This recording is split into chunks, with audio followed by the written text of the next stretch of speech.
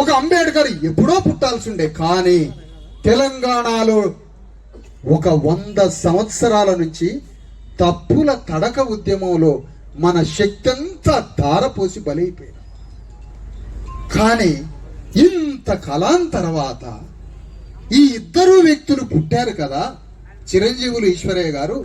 వీళ్ళిద్దరికి నేను లక్షల మంది సైన్యాన్ని ఇవ్వాలనుకున్నా.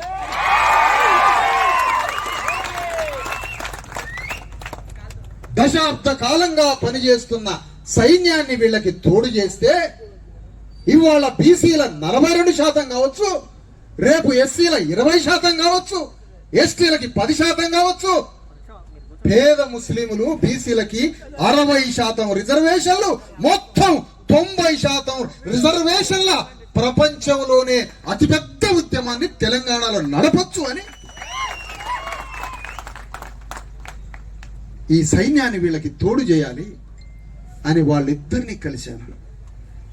కార్యాచరణని శక్తిని కలబోసుకొని ఏ రాజకీయ పార్టీ భిక్ష లేకుండా, ఎవరి మెరిసి దయ లేకుండా, స్వధర్మంతో, స్వశక్తితో, సొంత ఆలోచనతో